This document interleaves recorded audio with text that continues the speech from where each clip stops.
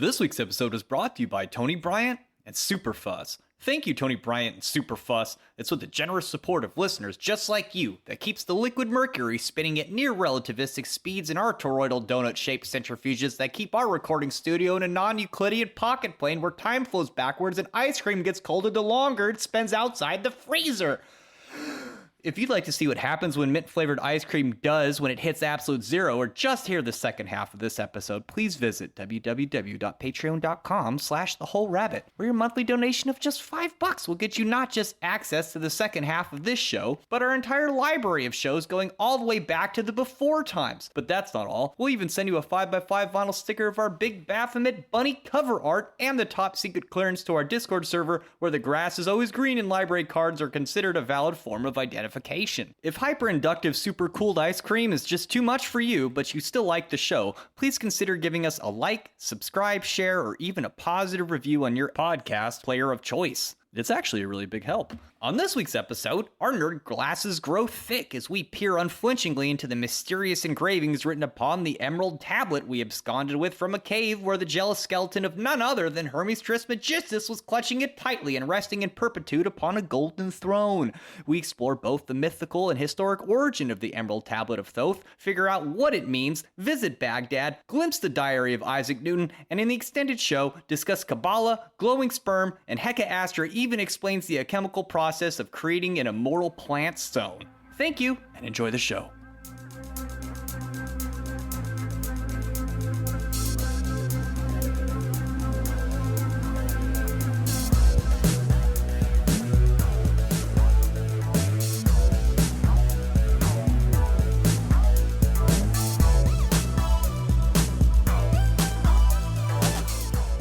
I kind of just imagine it's like a pantheon of gods, just all with like Android and Apple tablets standing around in the heavens. That's what happened. Thoth lost his. Yep. He was moving very quickly.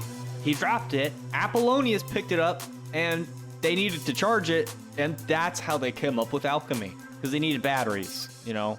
Hello, everybody, and welcome to The Whole Rabbit, where we don't just tell you mercury is bad to drink as a nutritional supplement and that alchemy was only for a bunch of precocious nerds who like to boil their own poop and grift the gullible nobles out of fancy lab equipment in exchange for dubious promises of unlimited gold. Nay, we follow the wisdom of our Sibylline oracle down into the mysterious cave beneath the statue of Hermes in Tyana to grasp at the wisdom held proudly in the hands of a skeleton who spent a little too long meditating on a golden throne, because this week we're studying the ancient cornerstone of hermetic arts, the Emerald Tablet of Thoth. I'm your host, Luke Madrid, the Hack Rabbit. I'm joined this week by the medium of mixing, Mari Sama.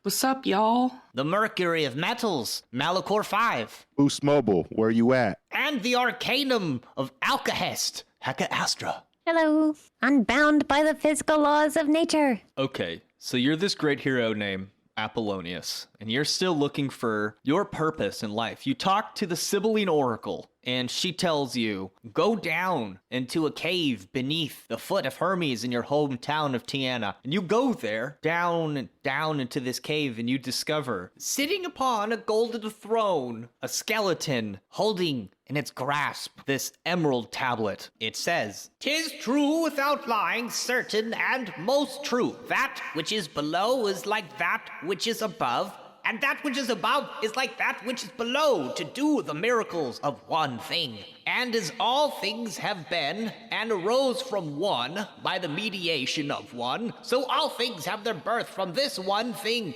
by adaptation. The sun is its father, the moon its mother, the wind hath carried it in its belly, the earth is its nurse. The father of all perfection in the whole world is here. Its force or power is entire, if it be converted into the earth. Separate thou the earth from the fire, the subtle from the gross, sweetly and with great industry. It descends from the earth to the heaven, and again it descends to the earth and receives the force of things superior and inferior. By this means you shall have the glory of the whole world, and thereby all obscurity shall fly from you. Its force is above all force. It vanquishes every subtle thing and penetrates every solid thing. So was the world created. From this are and do come admirable adaptations, whereof the means or process is here in this. Hence, I am called Hermes Trismagistus, having the 3 parts of this philosophy of the whole world. That which I have said of the operation of the sun is accomplished and ended. Bum, bum, bum. Well, that explains everything I ever wanted to know. Thank you, Hermes. You think when he like grabbed the tablet, he like the whole temple started shaking and it was like Indiana Jones? It probably ran out of battery right when it got to 14, and that's why we can't find the original.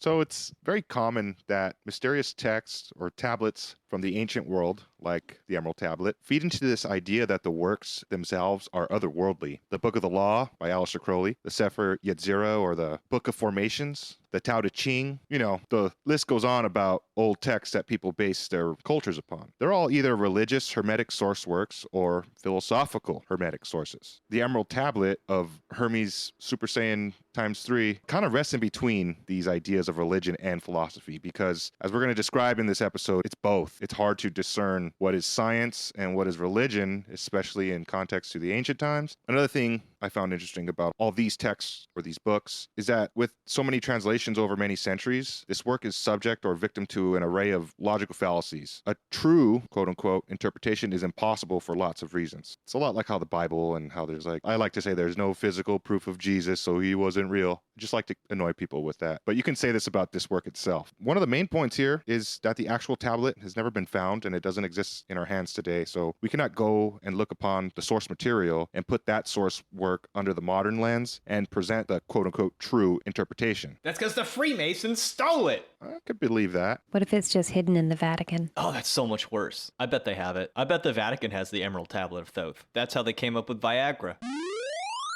Studying for this episode, I watched some YouTube videos of, I don't want to create an echo chamber here after all, but a cool channel on YouTube called Esoterica has done an episode on the Emerald Tablets. It's a doctor talking about this stuff, so he goes in a whole different direction than we're going to go. But he makes a good point in seeing these works, these ancient texts, especially the Emerald Tablet, because it's so foundational. He sees them all like a Rorschach test. There's no right answer. It's all about interpretation. Everybody's going to have a different answer. I do like how he relates it to a Rorschach test, because you could say that much like even poetry in general, the Emerald Tablet's texts are written in a metaphorical manner, and it's meant to paint a kind of layered exoteric imagery that's rife with obfuscated deeper meanings. So this leaves it to be dug into and interpreted personally by whomever is reading it, and much like poetry or art, it leaves the individual to interpret what it means to them. If you take hieroglyphics, for example, the language of Thoth, each individual character may have an entire mythology and symbolic nature attached to it. You can kind of think of each word in a tablet or in this text as being kind of like that. But that being said, this text did become significant to alchemists of old, and it did serve as a foundational document for hermeticism because it holds significant value when it's interpreted in that mindset, both spiritually and in a lab setting. Taking the Rorschach theory into mind,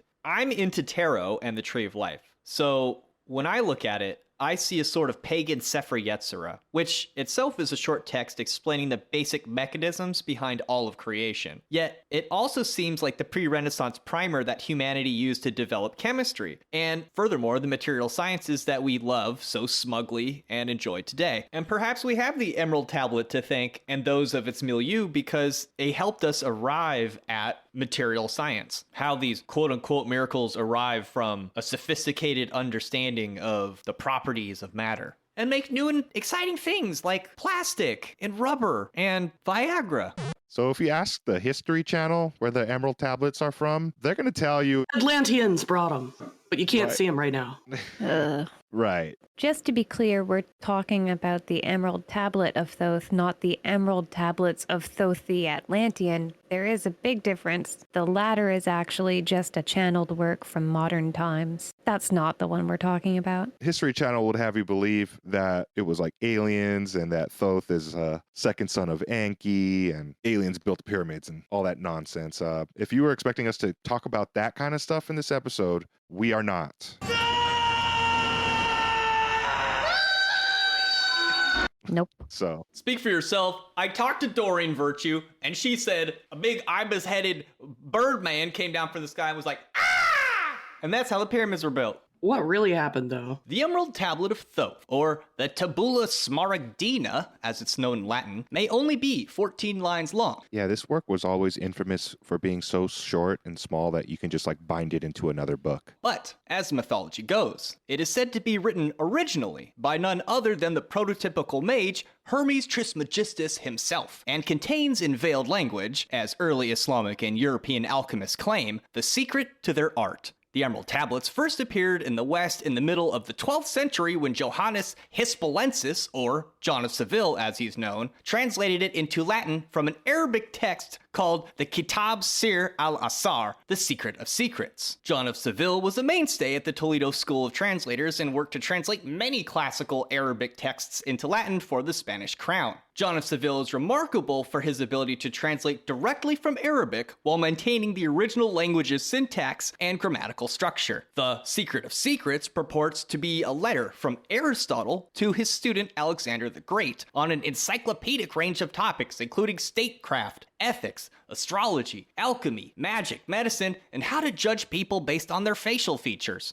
Although modern scholars believe it was written closer to the 10th century, the Arabic versions claim to have been derived from a Syriac Aramaic one, in which itself was said to be translated from Greek, but none of these copies have ever been found. Wah, wah. In the 20th century, scholars found older and longer editions in Arabic by Jabir ibn Hayyan, but in the 1920s, a German scholar by the name of Julius Ruska found the oldest known copy of the Emerald Tablet included in the Book of Causes, which was said to be attributed to Appolonius of Tyana, known as Belinus in Arabic. He lived between 1 and 100 CE, and inside his copy, it is claimed to have been discovered in the caved-in tomb under the statue of Hermes, where a skeleton was sitting upon a golden throne and holding it for safekeeping. So who is this Appolonius of Tyana, or Belinus? This would have been a fitting accomplishment for the life of Appolonius of Tyana, who is, like Hermes Trismagistus, a prime example of the archetypal magician of the variety that, well, we discussed last week. Appolonius was born in Tyana, a city in the Roman province of Cappadocia, son of a wealthy landowner and a priestess of the goddess of Artemis. In 16 CE, he traveled to Egypt to study with priests of Serapis, and then in 24 CE, he traveled to India to study with the Brahmins. It's like really hard to get that even done today. And this guy's just going around. He was sometimes referred to as Apollonius, Great of Talismans,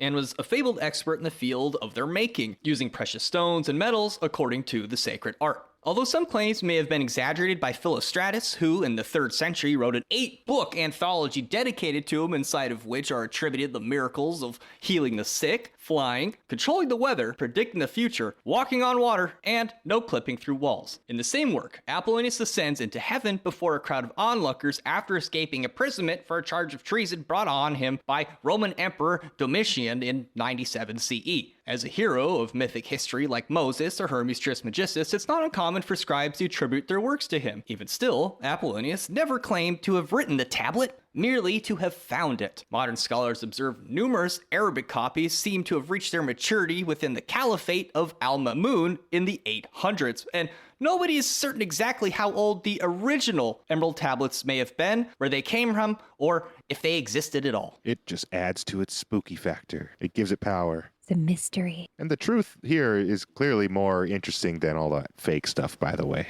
So what was the Caliphate of Al-Mamun? Now, it was here under the Caliphate of Al-Mamun that scholars believe the Emerald Tablet came to its fruition. In terms of the Caliphate of Al-Mamun, this name refers to a man named Abu al-Abbas Abdallah ibn Harun al-Rashid, or for short, Al-Mamun, and was the 7th caliph of the Abbasid line of rulers descended from the Prophet Muhammad's uncle, Abbas ibn Abd al-Muttalib. The Abbasid Caliphate was founded in 750 CE by Abu al-Abbas al-Safa, who overthrew the Umayyad Caliphate, which held non-Arabs, even Muslims, as second-class citizens in an empire mostly composed of non-Arabs. At its peak, the Abbasid Caliphate encompassed the Middle East, North Africa, Central Asia, and parts of India. The capital of the caliphate was in Baghdad, located in modern-day Iraq. The Abbasid Caliphate oversaw the growth of a more diverse and inclusive Middle Eastern empire, which, under the control of Al-Mamun, a promoter of the translation movement, saw the creation of the House of Wisdom, or the Library of Baghdad, a public academy and intellectual center which prospered during the Islamic Golden Age. It was here that Al-Kitab al-Muqtasar fi Hasab al-Jabr wal Muqabala, the compendious book on calculation by completion and balancing, also known as Al-Jabir or algebra, was first published. This is where math was invented.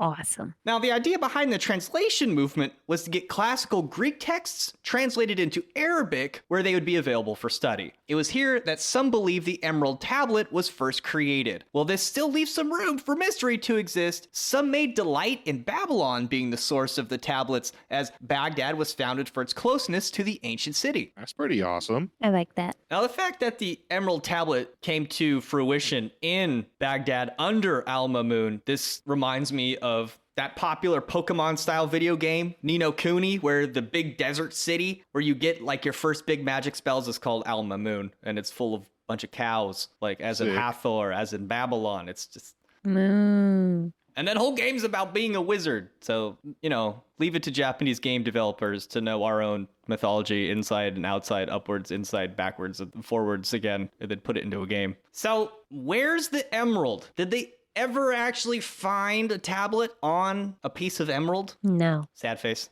Darn, I thought we had our own version of the Chaos Emeralds. I was excited. There's a bunch of fun myths about the tablet. Like one myth says that Alexander the Great found it and then reburied it, like that kind of stuff. But it is kind of sad that there isn't actually a tablet. On the other hand, though, it's not like it couldn't have existed, because the ability to make a tablet like that, it is something that the ancients would have been able to do, whether it was out of stone or even green glass. Both the ancient Greeks and the Egyptians used to use the term emerald to refer to green stones in general, like green jasper or green granite. So it could have been an actual stone tablet. Smaragdina on Google yields results of animals, especially the Smaragdina affinis beetle native to most of Europe, which has an emerald sparkle to its carapace. Perhaps for European natives, the name evoked scarab imagery. Also kind of fun to note here is that the word emerald could also be used not just to refer to the color of the tablet, but also to refer to the color of the writing on the tablet. The ancients didn't just write in black. For example, in ancient Egypt, many different colors were used to write hieroglyphics, and each color carried with it its own symbolic associations. They used blues, reds, greens, all with individual meanings. Green pigments were made from several different ingredients, including malachite, chrysocolla, and other copper-heavy stones. The color green itself was used in general to symbolically imply a connection to aspects of fertility, growth, regeneration, which would seem a pretty suitable color to apply to the text of the Emerald Tablet. I thought that was just some fun food for thought. It's alive. It's also about nature. So yeah, it might not have been the actual tablet. It might have not been an emerald tablet at all. It might have been a tablet with emerald writing. Who knows? I like to say that it was perhaps written on orichalcum. Apparently, it was like a really valuable metal in the ancient world, mined in many parts of Atlantis. But, we're not supposed to talk about that stuff. Always with the Atlantis stuff. Maybe it was Lemuria. Huh? Yeah. That's what my strangely textured stones are telling me. Some, like the prototypical alchemist, Ortolanus, also known as Hortolanus of 1300 CE, believed the word of the Emerald Tablet was literal and pertained to a sort of physical science which resulted in the creation of the Philosopher's Stone, which was thought to be able to turn base metals into gold. He's known for his influential commentaries on the Emerald Tablet, Liber Super Textum Hermetis, which interpreted the work in this context. This work featured two parts, the second of which is composed of the commentaries we just mentioned and is also considered one of the most important texts in the history of alchemy. It was widely read and commented upon by later alchemists, including Roger Bacon and Thomas Aquinas. The first part, however, which was unpublished, happens to be the first historical text to relate the quintessence to alcohol by describing a mysterious process to derive it from a substance known as argento vivo, which in his case happened to be wine. Wine is the answer. I just don't remember the question. It is kind of funny, though, because Louis Pasteur once said a bottle of wine contains more philosophy than all the books in the world. And if you look into what the alchemical argent vive is, feminine sperm, quicksilver, or mercury, you may actually find that to be true on another level as well. Feminine sperm, huh? Yes. That Shakti. This explains why wine moms and wine aunts are so full of wise opinions. Well, and also in alchemy, if you're doing vegetable alchemy, that's anything in the plant realm, all of the mercurial extractions, all of the alcohol will be universal. So basically, wine made from red grapes is considered to be like a suitable stand-in for any kind of mercury that you need. So argent vive has the power to dissolve fixed matter, whereas Euripides put it, where there is no wine, there is no love. Box of wine knocks me right out. Later interpretations of the text, like those of Johannes Trithemius, a German Benedictine abbot and polymath, began a movement toward an allegorical interpretation of the work in which the one thing was related to the Pythagorean monad or the anima mundi, otherwise known as the world soul. This interpretation of the Hermetic text was adopted by alchemists like John Dee and Heinrich Cornelius Agrippa, who were also fascinated with his work in cryptography, or the art of communicating using coded messages. Trithemius included a Latin translation of the Emerald Tablet in chapter 18 of book 2 of his infamous Steganographia, which on the surface seems to be about getting angels and demons to deliver hidden messages over long distances, but as is claimed in the prologue, the entire work was merely a ruse meant to instruct on the use of cryptography and steganography, with the key to its deciphering its first two books offered a few years later. That's funny. Today, occultists maintain the cipher jargon was meant to conceal the vast body of occult knowledge, and academics maintain the occult knowledge is there to conceal the cryptographic messages and technique. Well, which is it? Is it the chicken or is it the egg? It's really cool when you look at some of these works, especially John Dee's, but even Shakespeare's plays, the original manuscripts have hidden symbols on them, pentagrams, kind of cool. Academics believe this was a foolproof way to transfer hidden messages between kingdoms and people that when they looked at the book, they couldn't make heads or tails of what it was. The problem is that Trithemius caught a lot of flack for this book because you weren't supposed to really consort with demons, etc. So he could always be like, no, it's just cryptography stuff, guys, really. Nonetheless, both scientists, John Dee and Sir Isaac Newton, believed the Emerald Tablet was divinely inspired and would make English translations alongside a number of commentaries on it. Now, I actually had to use Google's AI named Bard to find the poem that Isaac Newton wrote about the Emerald Tablets. The poem goes like this. The world is made of one thing, which by division is made three. These three are one, and one is three. The world is made of one thing. Yay! Very good. Gold star. And a rainbow. I like this poem. Aside from the alchemical and spiritual meanings that we can take from it, it also reminds me of the 3 laws of motion, which Isaac Newton gave us. The 3 laws of motion serve as scientific foundations for the study of classical mechanics. That's the study of bodies under the actions of forces, including rest. These 3 laws preclude the later discoveries regarding the limitations to the 3 laws of motion, and those limitations are special relativity, general relativity, and quantum mechanics, which altogether can be likened to the 3 mechanisms by which the universe functions as one. Interestingly, if you're going to space, doing rocketry and all sorts of that sophisticated stuff, you usually don't need to calculate in stuff like relativity or quantum mechanics. You still almost always just use Newtonian physics. So it can do some pretty advanced, sophisticated stuff in terms of material science, even today. I think there's even one astronaut that famously said at one point in his journey, like, Isaac Newton is driving now. Oh, yeah. Yeah, not Einstein, not Heisenberg, Newton. So this was a huge discovery when he put it all down in language. From what I understand, he had the equations to describe gravity just sitting collecting dust on his desk when somebody found it. He was more obsessed with trying to figure out if space had absolute location or if everything was relative, like if it was grid-like or not. And it just so happened he had already had gravity just like as an afterthought, accurately described. And yet it's kind of the foundation of everything we now use. So Isaac Newton was, among other things, also well known for his alchemical pursuits, and he personally took a great amount of interest in the Emerald Tablet. He did write several commentaries on the tablet, Tablet, which as far as I'm aware, most of this commentary was discovered after his death. Of all the translations that I've read of the Emerald Tablet, his is still one of my personal favorites. That was the translation I read during the introduction to the episode. Like John Dee, Isaac Newton was also an expert in both mathematics and optics. He lectured vigorously on these topics. Newton was already widely regarded as a genius when he wrote Philosophiae Naturalis Principia Mathematica, or more succinctly, the Principia, which accurately stated the laws of motion. It formed the foundation of classical mechanics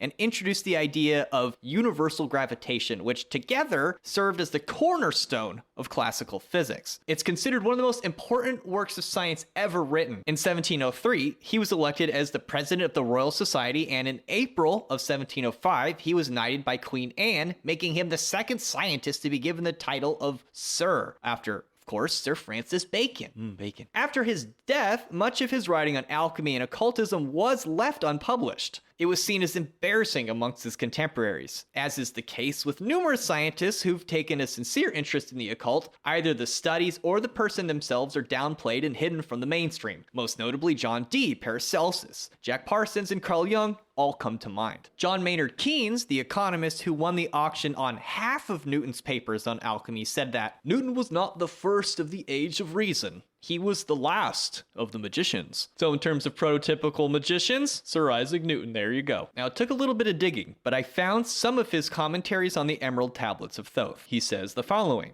"Those things that follow are most true. Inferior and superior, fixed and volatile, sulfur and quicksilver, have a similar nature and are one thing, as a husband and wife, for they differ from one another only by degree of digestion and maturity. Sulfur is mature quicksilver, and quicksilver is immature sulfur. And because of this affinity, they unite like male and female, and they act on each other. And through that action, they are mutually transmuted into each other and procreate a more noble offspring to accomplish the miracles of this one thing. And just as all things were created from one chaos by the design of one God, so in our art, all things, that is, the four elements, are born from this one thing, which is our chaos, by the design of the artificer and the skillful adaptation of things." Just to pause for a moment, this reflects our conversation about God moving upon the face of Tohu Bohu, or the formless and void, and then creating from it. So it's like a very, well, that's what the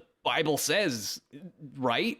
Kind of way to look at it. "And the generation of this is similar to the human, no less than from a father and mother, which are the sun and the moon. And when through this intercourse a human child is born, it gestates in the womb of the dragon's breath, in the leafy earth until the hour of its birth, and after its birth it is nourished at the breast until it grows older. This breath is its bath of the sun and moon, Mercury, the dragon, and fire, which succeeds in the third place to govern the work. And the nurse is the purified Latona, who has arrived and is cleansed until, on behalf of Apollo and Diana in Egypt, it was a nurse tinctured white and red. This foundation of all perfection is the whole world. Its power and effectiveness is complete and perfect if it is changed into fixed earth by decoction and reddening and multiplication.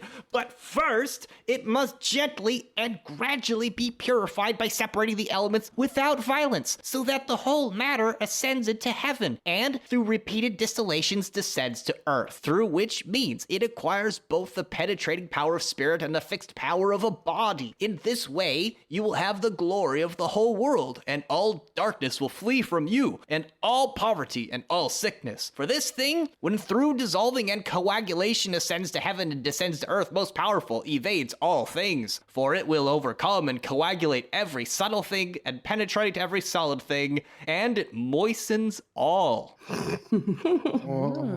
And in whatever way the world has been made from the dark chaos through the production of light and the separation of waters of the firmament of the air from those of earth, so our work was created from the black chaos and its prime matter through a separation of elements and their illumination, and leads to the origin of matter.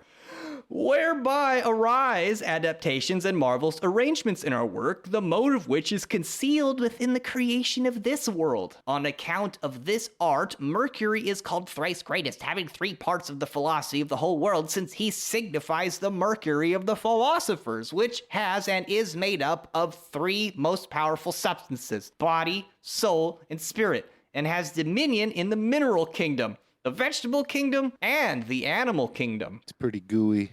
During his postmortem examination, Newton's body had heavy traces of mercury found in strands of his hair and suggested a lifetime of exposure to various toxic ingredients used in his alchemical experiments and studies. He was said to be a little wacky near the end. I mean, what he wrote made sense to me. Maybe I'm wacky. I mean, I think we all are, hun. But would you say that's a good summary of what the Emerald Tablets were saying? Absolutely. Yeah.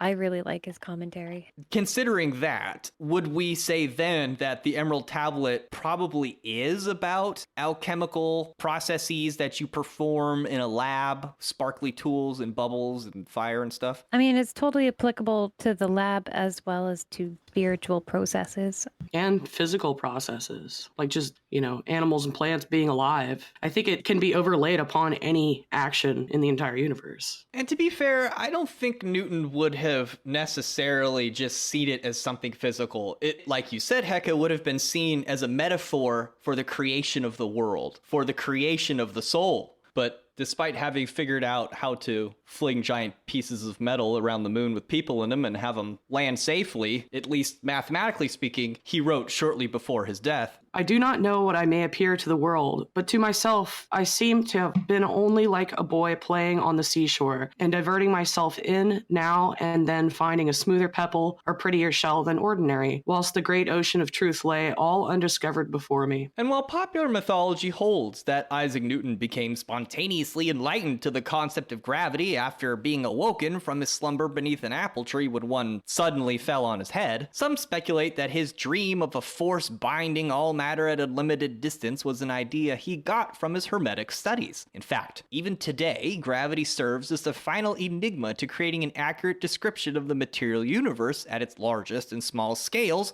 which operates under one set of universal laws. It may be prudent to ask, where did modern science derive the assumption that all things in the universe obey a singular set of laws? Any honest inspection of the evolution of modern science should be quick to pay homage to alchemical treatises like the Emerald Tablet for helping establish so many of the unspoken assumptions we operate under today. Even the idea of hierarchical knowledge, or the idea that some ideas have more fundamental importance than others, may be attributed to the Emerald Tablet. As a whole, the practice of alchemy had significant influence on the early development of material science. Alchemists were the first to develop many of the techniques and tools that are used in modern chemistry, such as distillation, filtration, and crystallization. They also made important discoveries about the properties of matter, such as the existence of elements and compounds. Ever hear of the periodic table? Even still, there's a whole column of gases referred to as noble because they won't bond with the plebeian gases. It really is true. We owe a lot of modern science to its roots in occult practices and studies.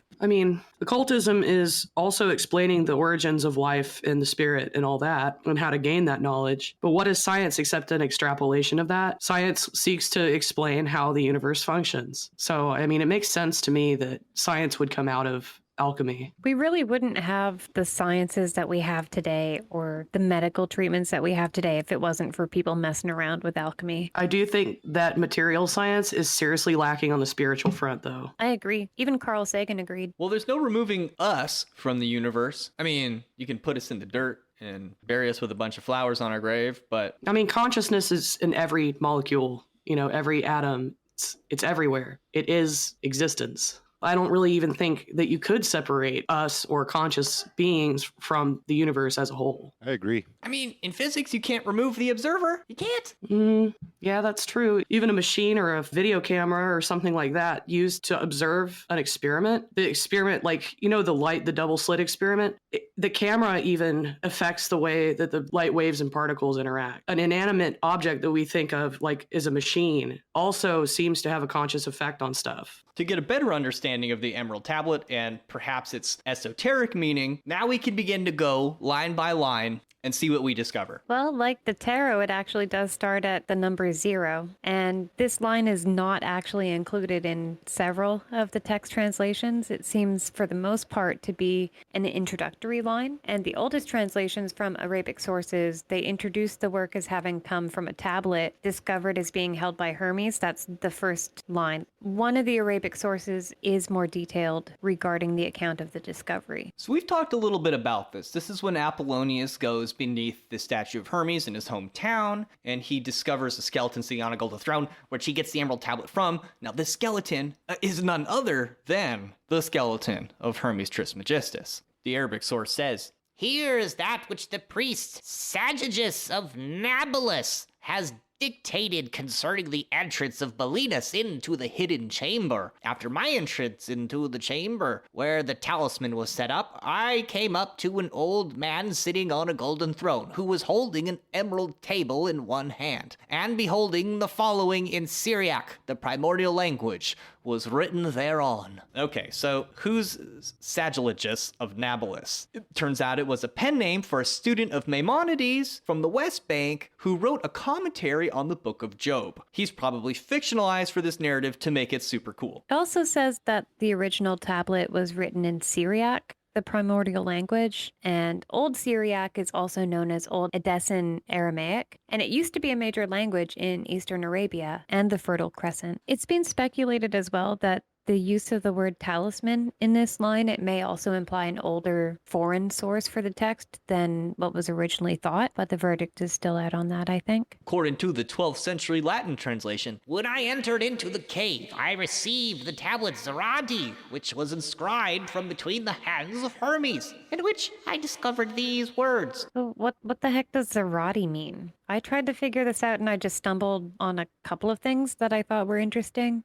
Zara is an Arabic name and it's the root of where we get the name Sarah. And it basically means elegance, beautiful, flower, or princess. But Zara can also mean because or Eastern beauty. And the Arabic word, which carries the meaning of flower, in Hindi, the same word is used to mean yolk, as in egg yolk. And then finally, if you look in an Islamic translation, it means as magnificent as the dawn. So I thought all of these are interesting meanings to consider while trying to figure out just what it means when he says, "I received the tablet Zarati." the idea of Eastern beauty, maybe yolk referring to the sun, and dawn, it reminds me of how people used to think that the Holy Grail was carved out of the emerald stone of Lucifer's crown. Like perhaps there's a mimetic overlap here somewhere. Oh, yeah. For me, the yolk, it makes me kind of think of like the yolk in the cosmic egg. Yeah. Since this line comes from the Latin translation, in Latin, the word forming D is an affix that can denote separation, but it's mainly used as a prefix to imply a dual nature, like how it's used in carbon dioxide. So I just found it kind of fun to read through this sentence and just consider it from all the different ways and meanings, alchemical and otherwise, that it might be understood from. In Sigismund Backstrom's translation of the same line, this translation was derived from a Chaldean text. It says, "The secret works of Karam, one in essence, but three in aspect." Karam means forever in Sanskrit, and in Hebrew, it means holy, exalted, or noble. The essence in alchemy, it represents the soul, and it's often called alchemical sulfur, or in modern terminology, the volatile oil that's extracted from the raw material. Might this meaning of forever refer to the fact the oil is considered, quote, immortal once it's separated? I think you probably could, because once you separate it into the three principles of salt, mercury, and sulfur, those are considered immortal. They don't degrade, like alcohol doesn't really degrade, pure salts don't degrade, and pure essential oils don't really degrade, though you could apply forever to those. You could also think of this line as saying the secret works of the universal soul, which is one in essence, but three in aspect, meaning the universal soul manifests in a threefold nature of body, mind, soul, or salt, mercury, sulfur. And in alchemy, that's shown by a triangle within a circle. And this is, of course, what Isaac Newton's poem was about. To consider my favorite thing to bring up on the show, Plato's Timaeus relates the idea of a demiurge or public artificer creating our material world from an eternal plan that he's looking at,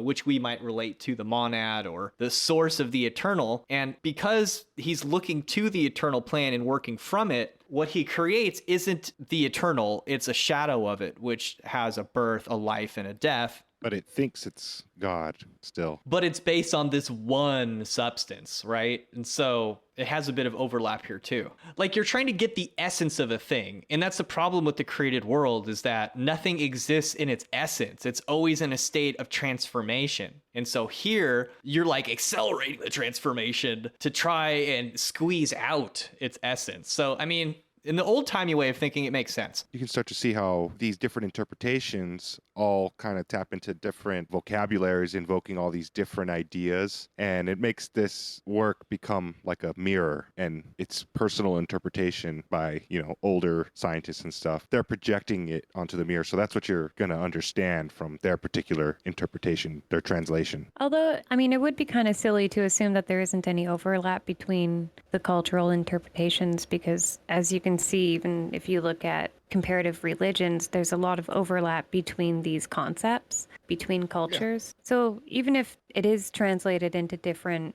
versions of the work, there's still a lot of overlap. It's almost like if you sat there and you were translating it, you can use any word you want that will accurately describe what you're reading. If it's one word, you can turn that into a few, Totally. It doesn't, you don't have to, straight up copy exactly what it says. You can add your personal flavor to it so that, it's like a song or something, so that it rhymes like a poem or sounds pretty. I don't think this work does translate like that in English, but that's all I'm saying, is that, yeah, they're not conflicting ideas at all. It's just their own personal touch. It's just interesting how this work is such a good showcase of that, because we have so many different translations by notable people. Now, line 0 is missing from several versions of the text. Perhaps it's because Tyana probably got sick of the tourism, but it also was an important center of trade during the Roman Empire. But after the Roman Empire's decline and the sacking of the Arabs in the 7th century, it was eventually abandoned. So at some point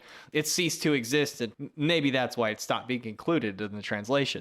That makes sense. So if we move on to line 1, pretty much all the translations of line 1 say the exact same thing, though most seem to have a triple iteration to the truthful declaration of the contents within. In the words of legendary master alchemist Tyler Durden, that's 3 times he promised. So let's take a look at 2 translations. From the Jabir ibn Hayyan, it says, truth, certainty, that which there is no doubt. And from Fulcanelli's translation, this is the truth, the whole truth, and nothing but the truth.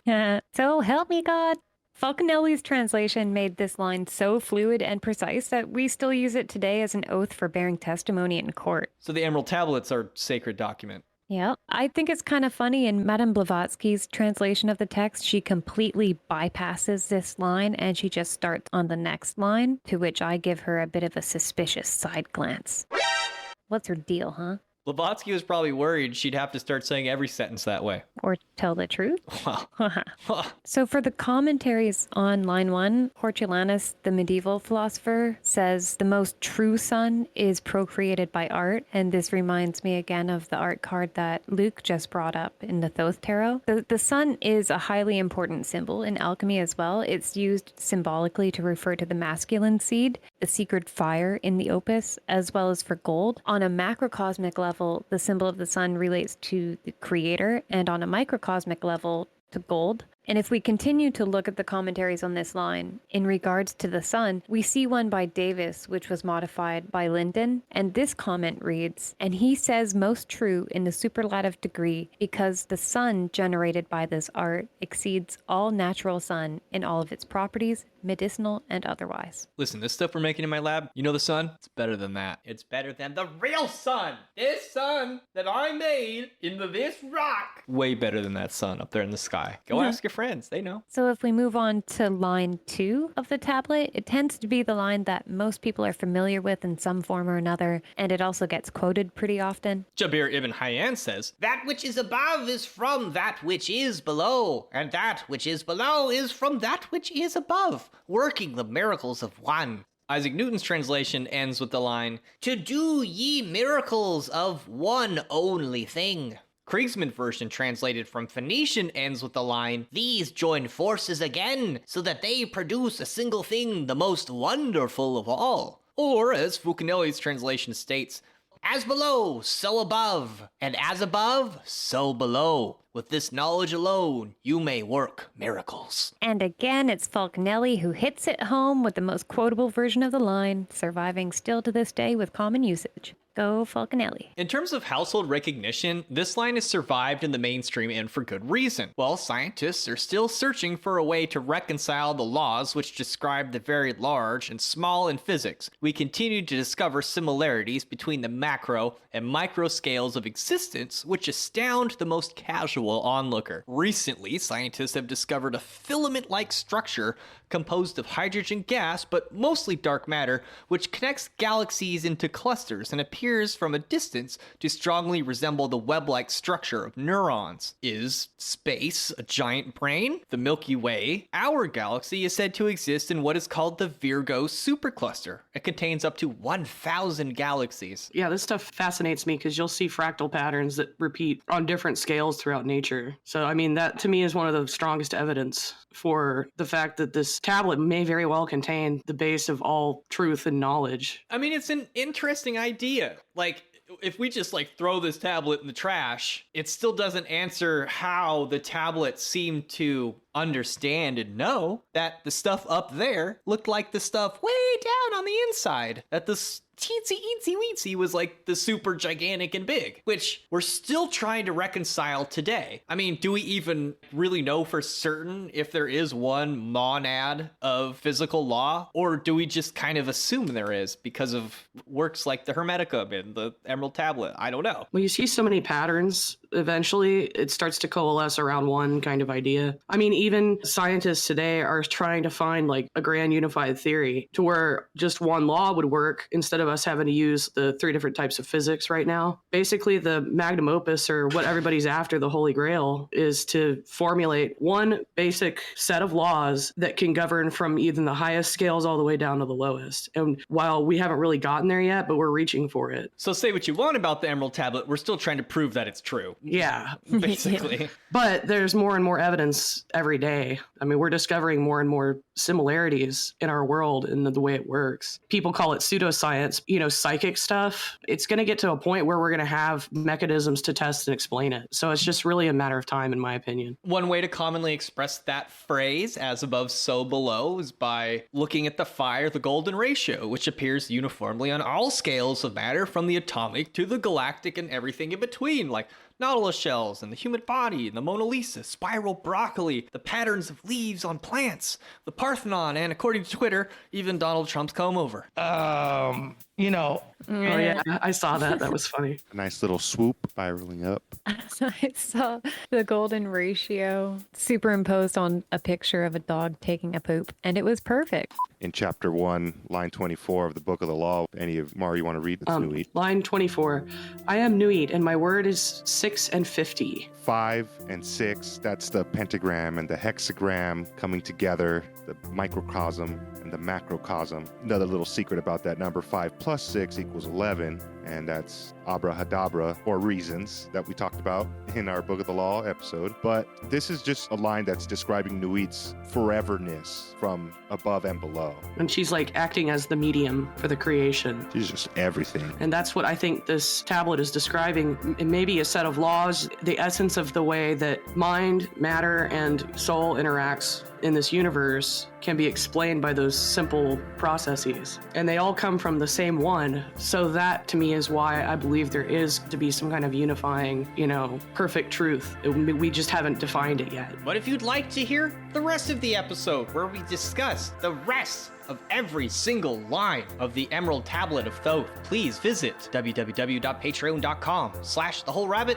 where your monthly donation of just $5 will not only get you the extended half of this show, it'll get you the extended half of all of our shows, including the Cheminosis Drugs and Alchemy episode from 1 year ago, where we discuss spagyrics and the alchemical processes that we will be going into detail even more in the second half of this episode, because Hecka Astra knows a lot, and she's going to tell us about how some of this alchemy stuff works, but we're also going to be talking about material science because thank you everybody, eat carrots and shoot lasers. That's the universal formula. The philosophical stone of the alchemists was LSD.